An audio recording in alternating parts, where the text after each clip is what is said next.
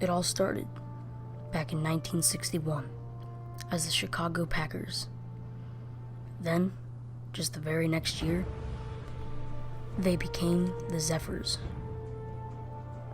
Their name seemed to change a lot. Then, they moved to start a new dynasty in Baltimore as the Bullets. The name stuck for a while.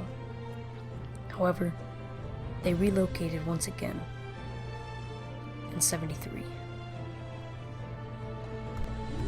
Now, the Capitol Bullets. It was short-lived though, as they changed again, this time to the Washington Bullets. In 1974, the Bullets went 60-22. It was a franchise best and tied for the best in the league with the Boston Celtics. They took their 6th division title in 7 years and were nearly unstoppable at home. They would move on to the playoffs. Washington surpassed Buffalo in the conference semifinals. It took them 7 games, but they were able to move on to the conference finals against the Boston Celtics. They would end up beating them in a tough 6 games. The Bullets advanced to their 2nd NBA Finals in 5 years.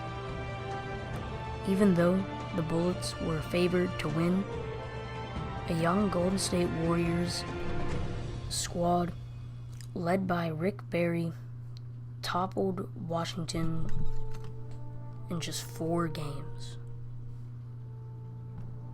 I guess they just lost their touch, but that didn't stop the Bullets, as they would end up winning it all in 1977-1978. They were a team with some very good players like Elvin Hayes and Wes Unseld. Both of their numbers would go on to be retired. In '79, they would go back to the finals and go up against the Seattle Supersonics. The Washington Bullets would win Game 1, then the Supersonics would win Game 2. After that, Seattle would never look back.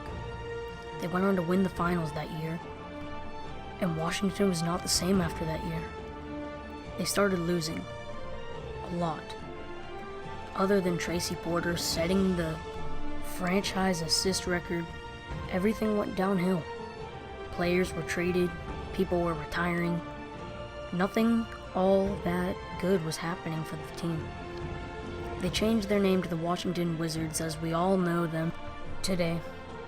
And then there was a sign of life from this Wizards team. It happened when a familiar face joined the bunch. A familiar face who goes by the name of Michael Jordan. He took over the Wizards in 2001-2002, as he led the team in scoring, assists, and steals. That all happened in his first year on the team. He would retire the next year, a part of the Washington Wizards, which will bring us to today, in the 2014 NBA season. The Wizards have a new general manager, a team led by John Wall at the 1, Bradley Beal at the 2, Trevor Ariza at the 3, Nene at the 4, and Marcin Gortat at the 5. This team also consists of a few pretty good players coming off the bench. Where will this team go? Where will this team end up? With these players, with how poor the Eastern Conference is, with the new GM and his plans, I guess we'll just have to wait and see.